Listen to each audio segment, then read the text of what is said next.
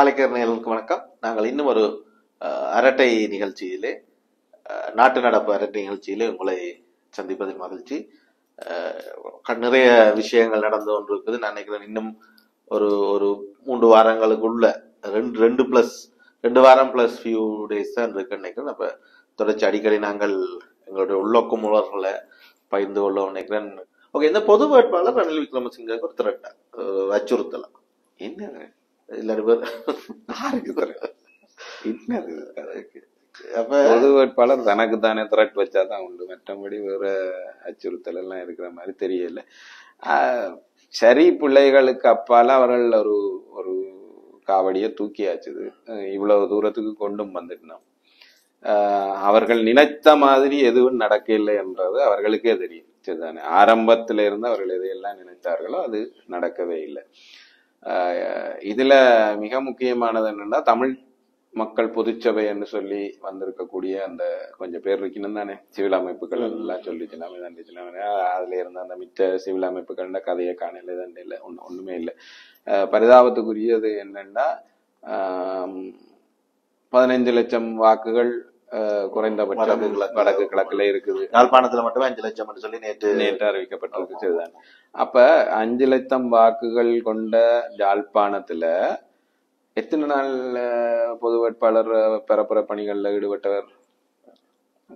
தொடங்கினதுல இருந்து ஒரு 2 நாள்ல அவர் இங்க இருந்து கிளிநொச்சிக்கும் நகர்ந்துட்டார். கிளிநொச்சியில 1 லட்சம் வாக்கு இருக்கு.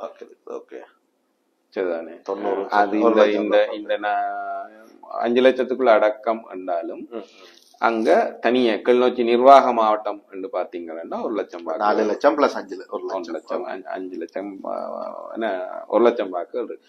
ஆனா அந்த 1 லட்சம் வாக்குகளை இலக்கு வச்சு அவர் கிட்டத்தட்ட 6 நாள் அங்க பயணிக்க. இந்த பயணங்கள் எல்லாம் தொடங்கி இன்னும் கிழக்குக்கு போயில்லை, இன்னும் கிளிநொச்சி தாண்டி கிழக்குல காலே வைக்கல. இவர் இல்ல, இந்த இந்த இந்த நடவடிக்கைக்குரிய யாருமே அங்க போய் எதுவும் பேசுறதா இல்லை. ஆக கடைசியாக நாங்கள் சில இதுகள்ல இவர்களை காணையில என்ன தெலோவினுடைய கிழக்கு நாடாளுமன்ற உறுப்பினர்களை காணையில என்ற அடிப்படையில் எல்லாம் பேசும்போது அங்க இருந்து ஜனா மட்டும், தெலோவினுடைய நாடாளுமன்ற உறுப்பினர் மட்டும் பொது வேட்பாளர் சார்பான சில விஷயங்களை கதைக்கிறார். மற்றபடி கிழக்குல இதுவரைக்கும் எந்த பரப்புரையோ அல்லது இவர்கள் அங்க போய் ஏதாவது செய்கிறார்கள்னா அதுவும் இல்ல, தேவையில்லை. நாங்க கிழக்குல இருந்து வேட்பாளர் தெரிவு செய்யறோம். அரியணேந்திர தெரிவில இவர்களுடைய கண்டிஷன்ல ஒன்றே உறுதியானது கிழக்குன்றது மட்டும்தான். மற்றது பெண் வேட்பாளர்ன்றது இல்ல, அரசியல் சார்பாளர்ன்றது இல்ல, எல்லாம் போயிட்டது. அப்ப அதனுடைய நாங்கள் அது அந்த பகுதி கொடுத்தபடியான நாங்களே நீ வடக்குல வேலை செய்ய கிழக்கு வேட்பாளர் கிழக்கு மாநில மக்கள் ஓட் போடத்தானே. அப்படி ஏதாவது எனக்கு தெரியல. முல்லைத்தீவுல ஒரே ஒரு நாள் பெறப்புற கூட்டம் நடந்தது. அப்ப தொடங்கினது அங்கதான் முல்லைத்தீவுல. அப்ப சொல்லப்பட்டது என்னன்னா, மாவட்டத்துக்கு 2 கூட்டம் நடக்கப்படும், பொதுக்கூட்டமாகவே 2 கூட்டம் நடக்கும். மாவட்டத்துக்கு 2 கூட்டம், 16 கூட்டம் வைக்கணும். சரிதானே என்றது சொல்லப்பட்டது. ஆனா இன்றைக்கு வரைக்கும் அந்த மாதிரி எந்த கூட்டமும் வைக்கல, ஒரு கூட்டமும் வைவிட. இதுக்கு மேல ஒரு நாளைக்கு 2 கூட்டம் போட்டா கூட அவர்கள் அதை செய்யல. அப்ப அது செய்ய முடியுமான்றதும் தெரியல. சரி, 3வது முல்லைத்தீவு மாவட்டத்துல ஒரே ஒரு நாள் பெறப்புற கூட்டம், இங்க ஒரு 2-3 நாள் யாழ்ப்பாணத்துல இந்த பணிகள் பெறப்புற பணிகள் பாக்கெட் மீட்டிங்ஸ் கூட இல்ல. அவர் இந்த பிரதேச சபை தேர்தல்களுக்கு அவர்கள் வீடு வீடா போய் செய்யறாது, அல்ல சந்தியில நின்று இந்த நோட்டீஸ் கொடுக்குற பணி, அதை மட்டும்தான் செய்யலாம்னு அதுல இருக்கு சட்டத்திட்டம். இது அது மாதிரியான வேலைகளை இவர் செய்து கொண்டிருக்கிறார். இவர் போவார், வேன்ல ஒரு என்ன போஸ்டர் எல்லாம் ஒட்டின ஒரு வேன்ல ஏறி போவார். அங்க ஒரு சந்தி இருந்தா, முக்கியமான சந்தி இருந்தா அதுல இறங்கி அங்க நிக்கிறவர்களுக்கு இந்த இதுகளை கொடுத்து ஓட்டு போடுங்கன்னு கேட்பாரு. இவரை புதுசா அந்த ஜனங்கள் பார்க்கலாம், இவர் யாரு என்னன்னு. அப்பதான் அவர் அது எல்லாத்தையும் முழங்கப்படுத்தி அது அப்படி எத்தனை பேருக்கு அவரால் சொல்ல ரீச் பண்ண முடியும். அதுல அப்படி கேட்க எத்தனை பேர் ஓட் பண்ண போயிடலாம் இல்ல. முதல்ல போய் அதை செய்யறதுக்கு அவரும் அந்த வேன்ல போறவர்களையும் தவிர்த்து பெரிய பரப்புரையில இறங்கினமான கட்சிகள் அப்பப்ப அங்கங்க ஒரு கடமைக்கு இறங்கி ஒரு படம் எடுக்கிறதுக்கு மீடியாக்களுக்கு ஒரு சில வேலைகள் செய்துட்டு இந்த நோட்டீஸுகள் கொடுக்குற வேலைகள் செய்துட்டு போய் அதை தவிர்த்து பெரிய தீவிரமான பரப்புரைகள் எல்லாமும் செய்யப்படுறதா இல்லை. கிளிநொச்சிக்குள்ள கால் வைக்கும் போது மட்டும் அது தனி ஜமீன் என்றதுனால பழையிலேயே அவருக்கு பெரும் வரவேற்பு கொடுக்கும். என்ன பழைய எல்லை இல்லையா, யாழ்ப்பாணத்துக்கும் கிளிநொச்சிக்குமான எல்லை இல்லையா? அப்ப யாழ்ப்பாணத்துல இருந்து நீங்க கிளிநொச்சிக்குள்ள வரைக்குள்ளேயே உங்களுக்கு அங்க பெரிய வரவேற்பு. மக்கள் கூட்டம் எல்லாம் வந்தது அப்படி எல்லாம் கிடையாது, அதுவும் கிடையாது. இந்த கலைஞர்கள் எல்லாம் கொண்டு வந்து அவர்கள் ஆட விட்டு இந்த பொய்க்கால் குதிரைகள் மாதிரி வேடங்கள் தரித்து அந்த மாதிரி வேடோட இதுகளோட அவர்கள் அழைத்து செல்லப்பட்டு அப்படியான அந்த மாதிரியான ஒரு வரவேற்புகள் வந்து கொடுக்கப்பட்டது. அதாவது நாங்கள் வரவேற்கிறோம் என்று சொல்லக்கூடிய மாதிரியான சில வேலைகள் அங்க செய்ய போட்டோஷூட் நடந்திருக்கும். கண்டிப்பா போட்டோ வீடியோ கவரேஜ் போட்டோ. அப்ப அது அந்த எல்லையில கிளிநொச்சி மாவட்ட எல்லையில தொடங்கி கிளிநொச்சி மாவட்டத்துல பல்வேறு நிகழ்வுகள் அங்கங்க சின்ன சின்ன இடங்கள்ல கூட்டங்கள் இதுகள் எல்லாமே நடந்திருக்கு. அங்கதான் அது மிக முக்கியமான கூட்டங்களாக இதுவரைக்கும் நடந்திருக்கு. சரிதான். அதுல ஒரு கூட்டத்துல பேசுற வீடியோ பார்க்கும்போது நாங்கள் 5 லட்சம் வாக்குகளை பெறுவோம் என்று சொல்லி மணிவண்ணன் சொல்றார். முன்னாள் மேயர் விக்னேஸ்வரன் அவரால் போக முடியாதுதானே, அதனால இப்ப இவர் தான் போறாருன்னு நினைக்கிறேன். பிரதிநிதியாக போறாராம் அவருடைய கட்சி தமிழ் மக்கள் கூட்டணியினுடைய பிரதிநிதியா. அவர் பேசும்போது சொல்றார் 5 லட்சம் வாக்குகளை. எனக்கு அது புரியவே இல்லை. 15 லட்சம் வாக்குகள் இருக்கும் போது 50% குறைஞ்சது 7 லட்சம். யாழ்ப்பாணத்துல 5 லட்சத்துல 5 லட்சம் பெறுவோம் சொன்னாரு. இல்ல இல்ல, பொது வேட்பாளர் 5 லட்சம் வாக்குகளை தாங்கள் பெறுவோம்னு சொல்ற. ஆனால் 50% தாங்கள் கண்டிப்பா அடைவோம் எல்லாம் சொல்லிடலாம். அப்புறம் இது இந்த 5% கணக்கு என்ன, 5 லட்சம் கணக்கு என்ன இப்படி இருக்கலாம். சில 15 லட்சத்துல 60-62% போட்டா 10 லட்சம் தான் பட போகுது. பதிலேரவாசி மற்ற ஸ்டூடெண்ட் நினைக்கிறேன். அதாவது விழக்கூடிய வாக்குகள்ல 50% சரியா. அப்ப 10 லட்சம் பேர் போடுவீங்கன்னா 10 லட்சத்துல 5 லட்சம் வாக்குகள் பெறுவோம். சரி, அப்படி நடந்தால் நாங்களும் நெஞ்ச நிமித்தி கொண்டு போவோம் தானே. நீங்க நல்ல கதை உங்களை அடிச்சல் அதுல இல்ல அப்படி இல்ல தானே. எங்கட பிரதிநிதிகளா தானே அந்த இது இருக்கு. என்ன சாமான பேரு எல்லாம் பெருகுது இல்ல. சங்கு இல்ல, சங்கு இல்ல, அந்த கூட்டமைப்பு கொண்டு அந்த பேரவை பொதுக்கட்டம், தமிழ் தேசிய பொதுக்கட்டம் வெண்டே பிரதிநிதி தானே. அப்படித்தானே முடிவெடுத்து. அப்ப எங்கட வேட்பாளர் நாங்களும் உங்களுக்கு லெட்டர் பேட் இருக்கோம். இல்ல இல்ல, லெட்டர் பேட் இருந்தா அதோட பிரச்சனை இருக்கு. பொது அமைப்பு லெட்டர் பேட் வச்சிருக்கோம். சரி சரி. அப்ப அதோட சரி சரி செல்லாது ஆள் இருக்க இல்லையான்றது பிரச்சனை இல்ல. லெட்டர் பேட் அதுல கிட்டத்தட்ட 80-100 சிவில் அமைப்புகள் தான். அதான் கட்சிகளே கேக்குது இங்க அவையெல்லாம். ஒரு கூட்டத்துல ஒரு அமைப்பின் எப்படி விக்னேஸ்வரனுக்கு ஒரு பிரதிநிதி போறாரோ இந்த மாதிரி ஒவ்வொரு அமைப்புகளும் ஒரு பிரதிநிதி போனாலே இப்ப 100 மக்கள் இருக்கணும். என்னன்னா முதலாவது கூட்டம் இந்த பொது கட்டமைப்பு சம்பந்தமாக நாங்கள் எங்க போனாலும் கடைசியில வந்துடுறோம். பொது கட்டமைப்பு தொடர்பான முதலாவது கூட்டம் ஒரு மண்டபத்துல நடந்தது. 2வது கூட்டம் அப்புறம் ஒரு ஹோட்டல்ல நடந்தது. அது சர்ச்சைக்குரிய கூட்டமா போய் முடிஞ்சது. அதாவது கையளிக்கிற கூட்டமா இருந்தது. அதுக்கு பிறகு அங்கங்க சில மண்டபங்கள், ஒளி வசதியே இல்லாத மண்டபங்கள்ல அந்த மாதிரி நடந்தது. பிறகு திரும்ப சில விடுதிகள், கட்சிகள் வரும்போதெல்லாம் விடுதிகள் அதெல்லாம் நடந்தது. கடைசியாக அவர்களுடைய தேர்தல் அறிக்கை வெளியிடப்பட்ட இடம் பார்த்தீங்கன்னா அவருடைய அலுவலகம் என்று சொல்லப்பட்டது. அந்த அலுவலகத்தினுடைய முன் விராந்த தமிழ் மக்களினுடைய ஒரு ஒற்றுமைக்கான ஒரு வேட்பாளர், அவரை ஒருங்கிணைக்கிறதுக்காகத்தான் நாங்கள் இந்த முயற்சியை எடுக்கிறோம். தேசிய 7 கட்சிகள் சேர்ந்து இருக்குது. 80க்கும் மேற்பட்ட பொது அமைப்பு, சிவில் அமைப்புகள் சேர்ந்திருக்கிற ஒரு கட்டமைப்பினுடைய பொது வேட்பாளர் சார்பாக தேர்தல் அறிக்கை வெளியிடப்படுகிற போது அங்க கூடியிருந்தவர்கள் எண்ணிக்கை ஒரு 100ஐ தாண்டவில்லை. எல்லாருக்கும் தொல்லுதான் வந்திருப்போம். என்னன்னு தெரியல. அதுல முக்கியமான சில தலைகளை அந்த கூட்டத்தில் படம் தான் பார்த்தேன். அதுல காண கிடைக்கல, கூட்டத்திலே இருக்கு இல்லையா எனக்கு. நீங்க டெலோவை கேக்குறீங்க நினைக்கிறேன். கூட்டத்துக்கு வேற இல்ல. இப்ப விந்தன் இருக்கிறார் முன்னாலேண்டா அந்த கட்சியில மற்றவர்கள் இல்லைன்னு அர்த்தம். இருந்த புரோட்டோகால்ல தானே வருது. புரோட்டோகாலே இல்ல. அவர் சும்மாதான் போறவர். ஆள் இல்லாததுக்கு அவரை கூப்பிட்டு முன்னால நிறுத்துறது வேற. ஆக்சுவலி அவர் கட்சியினுடைய பிரதிநிதியாக அனுப்பப்படுறது இல்லை. அவர் ஒரு ஆர்வத்தினால தெளிவாக இருந்தாலும் கூட அந்த கட்சிக்குள்ளேயே சில தமிழர் விரோத செயல்கள்ல ஈடுபடாம இருந்தவர்கள் என்ன செய்யறது, சேர்ந்துட்டாங்க என்ன செய்யறதுன்னு இருக்கிற ஆட்கள் இருக்கணும்.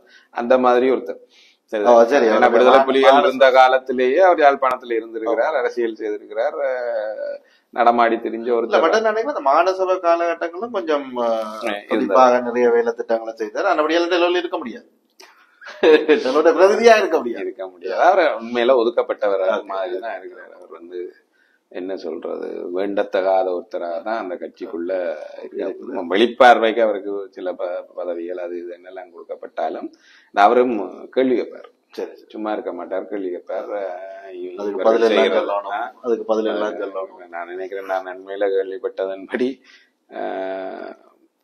ஏதோ நல்லூருக்கு தண்ணி பந்தல் போடுறதுக்கு கூட காசு சேர்த்துருக்கீங்க.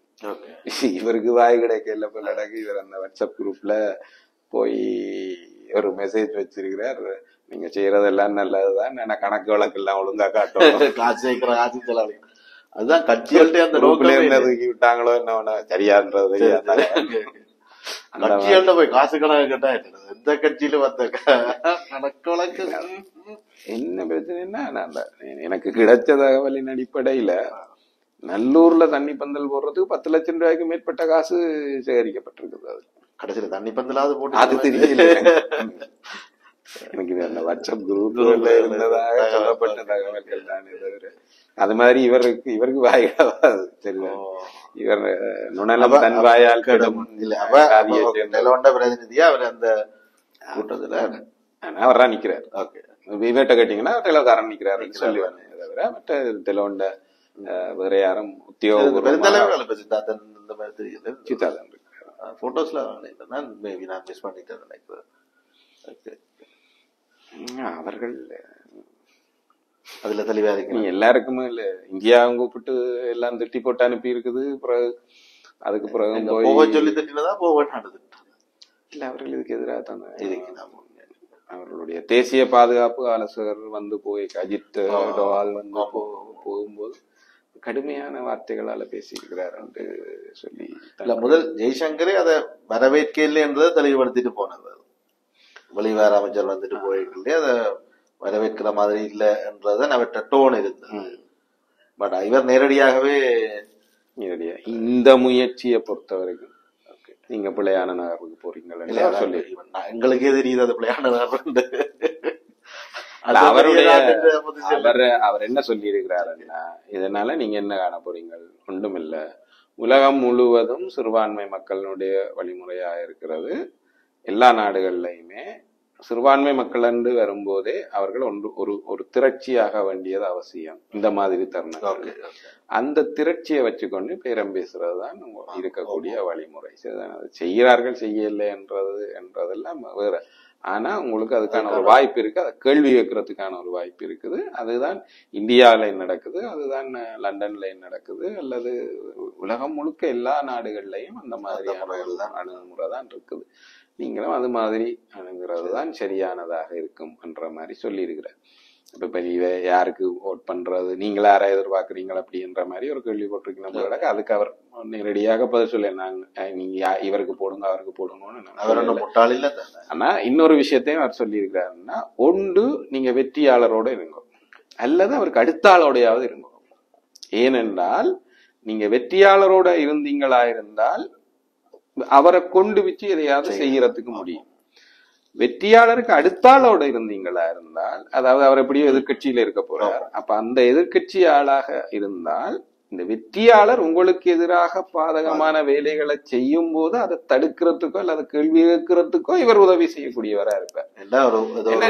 நீங்கள் மேபி யார் முன்னுக்கு இருக்கணுமோ அவையில ஒரு ஆள் ஆதரிங்கன்ற வேற ஆப்ஷனுக்கு போறதெல்லாம் உங்களுக்கு பிரயோசனம் இல்லைன்ற மாதிரிதான் அந்த ஆப்ஷனை கூட சேர்ந்து போயிருந்தா பரவாயில்ல.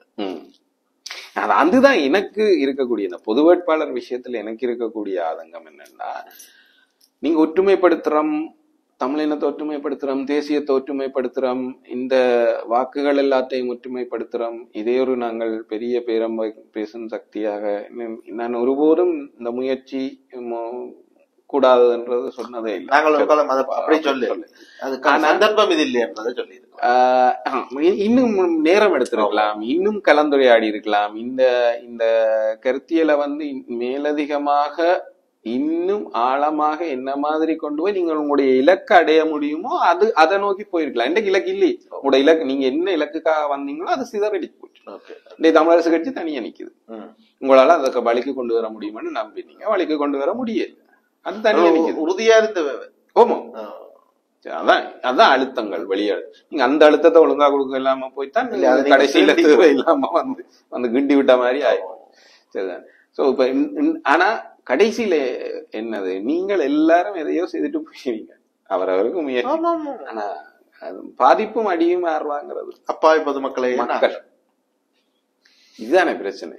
உங்களுக்கு தெரிஞ்சதெல்லாம் நீங்க முயற்சிப்பீங்க. ஏன்னா நீங்கள் ஏதோ ஒரு வழியில் அதிகாரத்தில் இருக்கிற ஆட்கள், ஒன்றில் அரசியல் அதிகாரத்தில் இருக்கிறீர்கள், இல்லது அரசு அலுவலகங்களினுடைய அதிகாரங்கள்ல இருக்கிறீர்கள், அங்க அதிகாரத்தில் இருக்கிறார்களுக்கு வேண்டப்பட்டவர்களாக இருக்கிறீர்கள், அதிகாரத்தை உருவாக்குறவர்களாக அல்லது அதை பற்றிய அனுசரணையாளர்களாக இருக்கக்கூடியவர்களாக இருக்கிறீர்கள். அப்படி இருக்கும்போது நீங்கள் எல்லா முயற்சிகளையும் என்ன செய்யறது யாரோ, அனுபவிக்கிறது யாரோ, கடைசியில அந்த பாவம் மட்டும் எங்களுக்கு பழியும் பாவம் இதுதான் பிரச்சனை. இப்ப பாருங்க, என்னவெல்லாம் செஞ்சு முடிஞ்சாலும் கடைசியில மாகாண சபை யாருக்கு இல்ல, உங்களுக்குதான் இல்ல, தேர்தல் நடக்காது.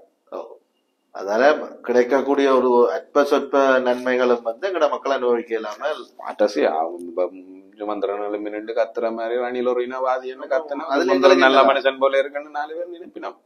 இது ஒரு விஷயம். சரிதானே. அது மாதிரி மற்றவர்களும் இப்ப அவர்களுக்கெல்லாம் உச்சி குளிர்ந்திருக்கும் மற்ற கட்சிக்காரர்களெல்லாம் ஒருவேளை சுமந்திரன் வண்டிருந்தால் பெரும் கஷ்டம் பண்ணி வச்சிருக்கணும். சரிதானே. அப்படி திட்டினவர்கள் இருக்கணும். ஈவன் பொது கட்டமைப்புக்குள்ள இருக்கிற கட்சிகளே கூட இதுக்கு முதல்ல 11 வேணும், மாநசபை தேர்தல் நடக்கணும், அது இதுகளெல்லாம் சொல்லி கொண்டு வந்தவர்களே சுமந்திரன் இப்படி எல்லாம் ரணிலோட இணக்கத்துக்கு இந்த எல்லாம் நடக்க போதும் நிறைவேற போகுது என்னோட தலைகளா மாறினு காய்ச்சவர்கள் இருக்கணும். எல்லாரும் தங்களுடைய குறுகிய அரசியல் லாபங்களுக்காகத்தான் மக்களை படைக்கால பயன்படுத்தி. இதனாலதான் தமிழ் பொதுச்சபை, தமிழ் மக்கள் பொதுச்சபை இந்த அரசியல் கட்சிகளோட கூட்டு சேர்ந்து பொது கட்டமைப்புக்கு போறதை நாங்கள் தீவிரமா எதிர்க்கிறோம். இல்ல உண்மையா அதன் மூலம் இன்றைக்கு பெரிய மாற்றத்தை இப்ப இவர்கள் சொல்ற மாதிரி எங்களுடைய அரசியல் கட்சிகள் எல்லாம் இப்ப தமிழரசு கட்சியின் ஒரு பிரிவை தவிர மிச்செல்லாம் தமிழ் பொது வேட்பாளரோட நிக்குது. அப்ப உண்மையா இவர்கள் வடக்கு கட்சியினுடைய பிரிவு என்றதெல்லாம் இல்ல அப்படி சரி புள்ளியை தாண்டி நாங்கள் ஸ்ரீதரன் பகிரங்கமா அறிவிச்சிருக்கிற பொது வேட்பாளருக்கு ஆதரவு. அவர் அப்படி அறிவிக்கல. ஆதரவு அவர் என்ன சொல்றேன், நான் என்ன நிலைப்பாடு முதல் எடுத்தனோ அதுதான் இப்போ நிலைப்பாடு. திருப்பி என்ன கேட்காதீங்க. அந்த வீடியோ பார்த்துருக்கேன் லண்டன்ல அவர் பேசும்போது ஒரு இது மாதிரி ஒரு ஸ்டுடியோல இருக்கக்கூடிய ஒரு அறைக்குள்ள ஒரு 50 பேர் இருக்கணும். 50 பேர் இல்ல, 35 பேர் இருக்கணும் நினைக்கிறேன். சரி குறைச்சி சொன்ன சொல்லாமன்றதுக்காக சொல்றேன். அதுல கேள்வி கேட்கும் போது அவர் என்ன சொல்றாருன்னா, என்ன திருப்பி கேள்வி கேட்காதீங்க, நான் பொது வேட்பாளருக்கு ஆதரவு ஏற்கனவே அறிவிச்சிருக்கிறேன், அதுதான் என் நிலைப்பாடு. இப்போ கட்சி வேற முடிவு எடுத்திருக்குதுன்றது வேற, ஆனா என்னுடைய நிலைப்பாடு அதுதான் என்று சொல்றேன். அவ்வளவுதான். மற்றபடி கட்சி எடுத்த இதுக்கு முரண்பாட நான் கொடி நானுமே என்னுடைய எதுன்னு சொன்னா, எப்படி இருக்கும்போது இவர்கள் ஏன் இந்த பொது வேட்பாளருக்காக கதைக்கிறாங்க? மணிவண்ணன் 5 லட்சம் போட்டுன்னா 50% என்ற போட்டுன்றதுல ஏன் நிக்கணும்? ஒரு 80-85க்கு போலாம் தானே. சரி, முள்ளு தமிழரசு கட்சியுமே நிக்குது. அவையண்ட பார்வையில இருந்து பார்த்தா சுமந்திரன் அணி மட்டும்தான். அதுதான் கேட்கணும். அப்படி இருந்து கொண்டு ஏன் இந்த பொது வேட்பாளருக்கான ஆதரவு கூட்டங்கள்ல 50ஓட நிறுத்தினோம்? சிம்பிளா போல யோசிச்சு பாருங்க. 80 சொன்னா தமிழரசு கட்சி நிக்குது. மிச்ச எல்லா கட்சியும் 7 கொண்டு 8 கொண்டு 7க்கு பாதி. இப்ப பார்த்தா 7.5க்கு பாதி. ஐயோ, 7.5 ஆயிடுச்சு. அது அரியணை பிடிச்ச 7.5 இல்ல, 7.5க்கு ஒன்றுன்றது, 7.5க்கு பாதின்றது 90% வரைக்கும் சிம்பிளா சேலஞ்ச் பண்ணக்கூடிய இதுல இவர்களுக்கு எல்லாம் மக்களுடைய பிரதிநிதிகளாக இந்த அரசியல் கட்சி எல்லாம் மக்கள் 7.5க்கு அரை கூட இல்ல. அதை விட சிவில் சமூகம் மிக்கது பெரிய ஒரு 80. ஆமா ஆமா ஆமா 100 கிட்டாம வந்தது. அப்ப இல்ல நான் 1-2 தான் அமைப்புகள் ஆதரவு அறிக்கையா விட்டு இருக்குது. பணியார்களை கொண்டு விட்டது. கிட்ட கிட்ட வரும்போது சரி. அதுல மட்டும் இன்னொரு இந்த குழப்பங்களுக்கு இன்னொரு சும்மா சின்ன இது, இந்த முதல் நாள் மாவை சேனாதிராஜா எதிர்ப்பு இந்த கூட்டத்துக்கு எல்லாம் செல்லாத அப்படி இப்படி ஒரு மிஸ்ட்ரி. நானும் தேடி பாக்குறேன். எல்லா ஒரு இணையதளம் விடாம எல்லா இணையதளங்களும் நானும் தடவை பார்த்தேன். எல்லா பத்திரிகையும், எந்த ஒரு பத்திரிகையோ அல்லது எந்த ஒரு இணையதளமோ சேனாதிராஜா எங்களுக்கு தெரிவித்தார் என்று இல்லை. இத்தனைக்கும் டெய்லி மிரரும் இந்த செய்தியை போட்டு இல்ல. நான் நினைக்கிறேன் எங்களை விட மிச்ச எல்லாரும் சேனாதிராஜா எதிர்ப்பை பதிவு செய்திருக்கணும். நாங்களும் பதிவு செய்திருக்கிறோம். அதான் பிரச்சனை. என்னன்னா கதை இப்படி வந்துடுது. சரிதானே, மாலையில ஒரு 4-4:30 அப்படி அறிவிக்கப்படுது, முடிவு அறிவிக்கப்படுது. 6 மணிக்கெல்லாம் என்னோட ஒருத்தர் எடுத்து தொலைபேசியில இது மாதிரி இப்படி மாவை இப்படி சொல்லி இருக்கிறாராமே, அப்ப புலதானே அப்படின்ற மாதிரி கேட்டேன்னா என்ன சொல்லி இருக்கிறாருன்னு கேட்க, இல்ல இப்படி தானும் இல்ல முக்கியமான உறுப்பினர்கள் கூட்டத்துல இல்லாத போது இந்த மாதிரி ஒரு முடிவு இருக்கு, இந்த முடிவை நாங்கள் அடுத்த கூட்டத்துல மீளாய்வு செய்வோம் அப்படின்ற மாதிரி சொல்லி இருக்கிறாராம். நான் செக் பண்றேன்னு சொல்லி போட்டு நான் அதுக்கு பிறகுதான் நான் உண்மையாவே தேட தொடங்கி நான் உண்மையா சொல்லியிருக்காரு. சில தளங்களுக்கு அவர் சொல்லி இருக்கிறாருன்ற சில ஒரு ஒளிப்பதிவு ஒன்றும் சமூக ஊடகங்கள்ல உலாவிச்சு அவற்றை குரல்ல. அதுல நான் போகையில்லை, கூட்டத்துக்கு போகையில்லை, என்ன முடிவெடுத்தேன் என்று தெரியாது எனக்கு. அப்படி தெரியாம இருக்கும்போது நான் எப்படி உங்களுக்கு கருத்து சொல்ல முடியும்? எனக்கு அதை பற்றி அறிவிக்கப்படையில, அறிவிக்கப்படாத போது நான் அப்படி உங்களுக்கு கருத்து சொல்ல முடியும் என்றதான் அவர் கேட்கிறார். அந்த ஒளிப்பதிவுல அவ்வளவுதான் எனக்கு. இன்னொரு தளத்துக்கு சொன்ன பதில்ல அவர் எனக்கு இது ஆச்சரியம் அளிக்கிற முடிவாக இருக்குது என்றதை சொல்லி இருக்கிறார். அது மட்டும்தான் சொல்லி இருக்கிறார். அதாவது இப்படி முடிவெடுக்கிறது என்றது எனக்கு தெரியாது. இப்படி அவர்கள் சஜித்தை ஆதரிக்கிறதாக ஒரு முடிவு எடுத்திருக்கிறார்கள் என்பது எனக்கு ஆச்சரியம் அளிக்கிறதாக இருக்குன்னு அதை நாங்க பதிவு செய்தோம். அது ஒரு தளத்துக்கு சொல்லி, மீதி எல்லாத்திலையும் அவர் தெரிவித்தார். யாருக்கு தெரிவித்தார்? இல்ல அதான் சரியான டெய்லி மிரர்லயும் அது சொல்லப்பட்டிருக்கு. இப்படி டெய்லி மிரர் ஆட்ட பேப்பர் அதையே மாவை செய்தாங்க அப்படி சொல்லியிருக்காங்க. ஆனா டெய்லி மிரர் வழக்கமா அப்படி போடுறது இல்ல. டெய்லி மிரர் தன்னுடைய செய்திகளுக்கு கண்டிப்பாக சம்பந்தப்பட்டவரோட பேசி அவர் டெய்லி மிரருக்கு தெரிவித்தார் என்றுதான் அப்படியே போடுறது. இல்ல அது சோர்ஸ காட்டாம இப்ப நாங்க போடும்போது எங்களுக்கு தெரிவிக்க இல்லையா, டெய்லி மிரருக்கு தான் தெரிவித்தாருன்னா அவர் டெய்லி மிரருக்கு தெரிவித்தாருன்றதுதான் நாங்கள் எடிட் பண்ற சொல்லியும் இல்ல. பட் ஆனா அது குறிப்பிட்ட ஆகணும். சோர்ஸ் இல்லையா, யாருக்கு சொன்னார் இந்த கருத்தை, எந்த ஊடகத்துக்கு சொன்னார்? சரிதானே, அது கண்டுபிடிக்கவே முடியல. இத்தனை நாள் ஆச்சு தெரியல. அப்படி சொல்லல என்றுதான் கன்க்ளூஷன். அப்படிதான் அவர் அடுத்த நாள் கேஷுவலா தானே சொல்றாரு, தெளிவா சொல்றாரு. இப்படி முடிவு எடுத்திருக்கேன்னா அது எப்படி நடைமுறைப்படுத்துறதுன்றத பற்றி அடுத்த இதுல கலந்துரையாடு. அதெல்லாம் சரிதான். பட் ஆனா இன்னொன்றுக்கு அது எப்படி அவர் செத்தபாம் படிச்ச மாதிரி திரும்ப திரும்ப அவரை விமர்சிக்கிறதுலயும் அர்த்தம் இல்லை. என்னன்னா அவரும் நான் தேர்தல்ல போட்டியிட போறணும்னு நிக்கல. சரிதானே, அவர் கட்சியினுடைய தலைமையை கையளிக்கிறதுக்கு தயாரா. இப்ப நீண்ட காலமா அவர் அப்படி இல்லை என்றாலும் கூட கடைசி அந்த இடத்துக்கு அவரை தள்ளி கொண்டு வந்து விட்டதுக்கு பிறகு அவர் அந்த இடத்துக்கு வந்துட்டு ஒருத்தர்றார். இப்போ அவர் அந்த இதுக்கு கடைசியாக அந்த வவுனியாவில இந்த மாவை தலைமையில திரும்பவும் இந்த மத்திய குழு கூட தொடங்கின ஆரம்ப கூட்டத்துல கூட தான் தலைமை தாங்கல் என்ற ஏதோ தான் அவர் சொல்ல வலிக்கிட்டு பிறகு அப்படி இல்லை நீங்க தான் தலைவர்ன்ற மாதிரி ஏதோ சொல்லப்பட்டு தான் அவர் அந்த தலைமை தாங்கிற பணியை செய்யறார். ஆனா ஒரு ஒரு ஆளுமை உள்ள தலைவராக அந்த இடத்துல இருந்திருந்தா யோசிச்சு பாருங்க, அந்த ஆளுமை உள்ள ஒரு தலைவரை தவிர்த்து போட்டு அந்த மத்திய செயற்குழு ஒரு முடிவு எடுக்குது அப்படின்னா அது கட்சி உண்மையில தலைவருக்கு எதிராக செயற்படுது அப்படி என்ற எதிராக மதிக்காம செயற்படுது.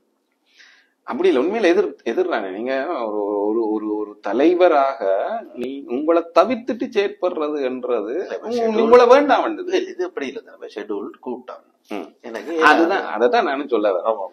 இங்க என்ன பிரச்சனைன்னா, இவர் அதை தவிர்த்தார். முதலாவது அந்த கூட்டத்தை தவிர்த்துட்டார், கடைசி நேரத்துல அவர் தவிர்த்து கொண்டார். சரிதான். ரெண்டாவது ஓம் தம்பி பாப்பன் தம்பி என்று சொல்லி போஸ்ட்போன் பண்றது ஸ்ட்ராட்டஜி இல்ல, அதை விடவும் ஸ்ட்ராட்டஜி இருக்குது அவருக்கு இந்த இடத்துக்கு. சரிதான். அவருக்கு முதல் நாள் வரைக்கும் நாளைக்கு பேச்சு வேண்ட பயந்து வராம விட்டுட்டு அந்த மாதிரியான விஷயங்கள் இருக்கு. அப்படி அவர் தவிர்க்கிற போது குறைந்தபட்சம் அவர் சில அறிவுறுத்தல்களை கொடுத்திருக்கவர். என்னுடைய நிலைப்பாடு இதுதான் இந்த தேர்தல் சம்பந்தமாக. ஏன்னா ஒரு கட்சி தலைவர் சொல்ல முடியாதானே இந்த எலெக்ஷன் நடக்கிற நேரத்துல இது அப்ப நீங்கள் உங்களுடைய கருத்தை அந்த கூட்டத்துல ஆணித்தரமாக முன்வைக்கிறதுக்காக நீங்கள் உங்களுடைய செயலாளர்கிட்ட சொல்லியிருக்கோம். அடுத்த கட்டாயமான உத்தரவாக சில விஷயங்களை நீங்க கொடுத்திருக்கணும். நீங்க இந்த கூட்டத்துல முடிவெடுக்க கூடாது, நான் அடுத்த கூட்டத்துக்கு வருவேன், நான் வந்ததுக்கு பிறகுதான் நீங்கள் இந்த கூட்டத்துல இதை பற்றி முடிவெடுக்கணும். இந்த மாதிரி நீங்கள் ஏதாவது அறிவுறுத்தல் வாங்கியிருக்கலாம். எதுவும் வழங்காம ஆமா ஓட்டுக்குள்ள தலையெடுத்த மாதிரி நீங்கள் இழுத்துட்டா நகர்ந்து எல்லாமும் அது நினைப்படி நடக்கும். உண்மையான ஒரு கெப்பாசிட்டியான தலைவரா இருந்திருந்தா இவர்கள் நீங்க சொன்ன மாதிரி இவர்கள் முடிவெடுக்கும் போது இதுவே சம்பந்தர் இருந்திருந்தா, சம்பந்தர் இந்த சீட்லயோ இல்ல இப்ப இந்த நிலைமையில சம்பந்தர் இருந்திருந்தா அவருக்கு விளங்குதோ இல்லையோ இவங்க ஒரு கன்சர்ன் எடுத்திருப்பினம் தானே. கண்டிப்பா ஒரு போனை போட்டுண்டாலும் ஒரு கொடுங்க போனை கொடுங்கன்னு சொல்லி சம்பந்தர் பிடிச்சதே இருக்கும். என்ன சொல்லியிருப்பாரு, என்னால வரையில எல்லாரும் இங்க வாங்கணும் கடைசி நேரம் உண்டாலும். அப்படி இல்லாட்டில் இப்படித்தான் முடிவெடுங்கொண்டா சொல்லி இதுதான் இந்த விஷயத்துல ஸ்ரீதரன் தன்னுடைய ஒப்பீனியனை ரிட்டர்ன்ல கொடுத்துட்டு போயிட்டு அதுல ஓகே, அது அப்படியே ஒரு இதை இவர் செய்திருக்கலாம். உண்மையான கட்சான அவரும் ஒப்பீனியனை கொடுக்கறது என்ற இப்ப என்னன்னா, நீங்க ஏற்கனவே அதை செய்திருக்கிறார். இதுக்கு கருத்தையும் போடுமே. இப்ப முதல் கூட்டத்துல பொது வேட்பாளர் சம்பந்தமா பேசப்பட்ட முதலாவது மத்திய குழு கூட்டத்துல அவர் நான் பொது வேட்பாளர் ஆதரிக்கிறேன்ன்றத பதிவு செய்யுங்க அவரும் ஹரியநேந்திரன் சொல்லிப்பட்டாங்க. போயிட்டு அது மாதிரியான ஒன்றுதான் இது. நீங்க ஒன்று இப்படித்தானே, கட்சியில உங்களுக்கு ஒரு கருத்தியல் இருக்குது, அந்த கருத்தியலை நீங்க வெல்ல வைக்கணும்னா நீங்க கட்சியில இருக்கிற மற்றவர்களோடு அதை பற்றி பேசி அதை அவர்களுக்கு புரிய வைத்து அவர்களை உங்களுக்கு இணங்க வைத்து அதன் மூலம் உங்களுக்கான ஆதரவை பெருக்கி அந்த ஆதரவு மூலமாக அந்த கட்சியினுடைய தீர்மானமாக கொண்டு வர பார்க்கணும். அது நீங்கள் ஒரு தலைவராக தெரிவு செய்யப்படுறதுக்கு தகுதியானவர் கட்சி நினைச்சிருக்கக்கூடிய ஒருத்தர், அப்படித்தான் வாக்களிச்சார். அந்த மாதிரி ஒருத்தர் என்னும் போது உங்களுக்கு அது இலகுவானதும் கூட. அவ்வளவு ஆதரவாளருமே உங்களுக்கு சப்போர்ட்டா இருக்கிறதுக்கான வாய்ப்பு இருக்குது. சோ அது மாதிரி ஒரு வேலையை செய்கிறத விட்டுட்டு கட்சிக்குள்ள நான் சும்மா என்னுடைய கருத்தை பதிவு செய்கிறேன்ன்றது ஆளுமை என்றது கேள்வியாயிரு.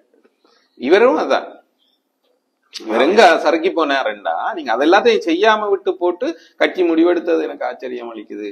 அல்லது அப்படி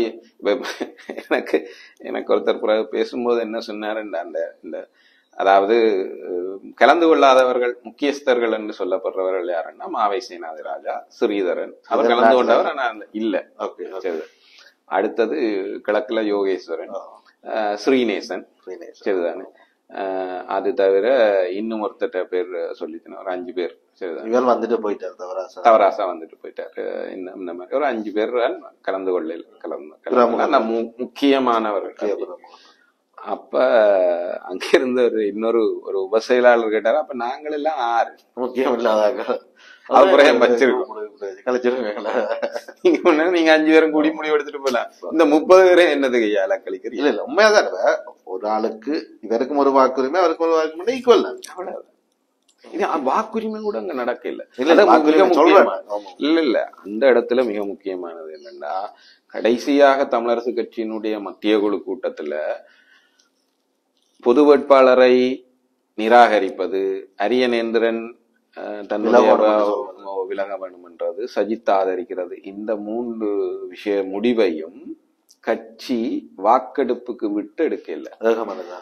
கருத்துக்களை பதிவு செய்தவர்களும் இந்த கட்சியினுடைய இந்த முடிவுக்கு நாங்களும் இணங்கி வர்றோம் என்று சொல்லித்தான் அந்த முடிவை எடுத்தவர். அந்த டைம்ல இருந்த அதுக்குள்ள பிரிவு எதுவும் இருக்கு சரிதானே? அவர்களுக்கு வேற கருத்து இருந்தது, அதை பதிவு செய்திருக்கணும். ஆனா அந்த கிட்டத்தட்ட ஒரு 4 பேர் தங்களுடைய கருத்தை பதிவு செய்திருக்கணும். அந்த கருத்தை பதிவு செய்ததுக்கு பிறகு கட்சி இப்படி ஒரு முடிவு எடுக்கும் போது அவர்கள் சொல்லல நீங்க வாக்கெடுங்க நாங்கள் எல்லாம் இருக்கிறோம், கட்சியாக எல்லாரும் சேர்ந்து ஒரு முடிவுக்கு வரும்போது நாங்களும் அதுக்கு இணங்கி அந்த முடிவை ஏற்றுக்கொள்றோம் என்றுதான் அவர்கள் எடுத்துக்கொண்டு போனது. அதுல மாற்று இருந்ததாக இல்ல. அப்படி அப்படி ஒரு பதிவு செய்யப்பட வேணும் என்றது சொல்லப்பட்டிருக்கு இல்லாங்க. சரி, பார்க்கலாம். இப்ப இந்த ஜனாதிபதி தேர்தல் அண்மிச்சு கொண்டு வர்ற இந்த நிலைமையில எங்களுடைய தமிழர்கள் கிட்டத்தட்ட அரசியல் ரீதியாக 2 தெரிவை மக்களுக்கு கொடுத்திருக்கிறாங்க. தமிழர்களுடைய அரசியல் தலைவர்கள் அல்லது அரசியல் குழுக்கள் என்று சொல்லப்படுறாக்கள் 2 தெரிவை கொடுத்திருக்கணும். தமிழரசு கட்சி சஜித் பிரேமதாசா ஆதரிக்க சொல்லி இருக்குது.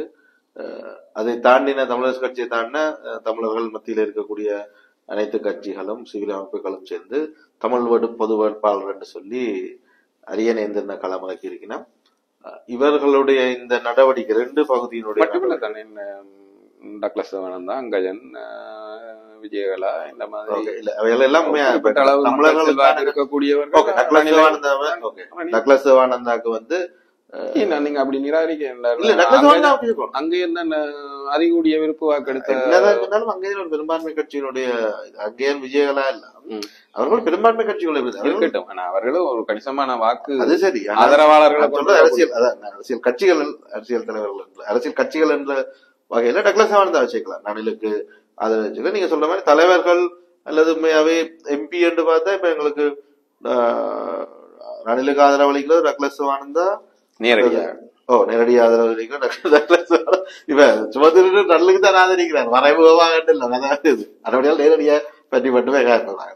டக்ளஸ் சிவானந்தா, திலீபன், அங்கஜன் ராமநாதன், மற்றது தெற்கில வியாழேந்திரன், கிழக்கில வியாழேந்திரன், பிள்ளையான் என்று சொல்லி ரணிலுக்கு எம்பி ஆதரவு தெரிவிக்கிற எம்பிக்கள் 5 பேர்.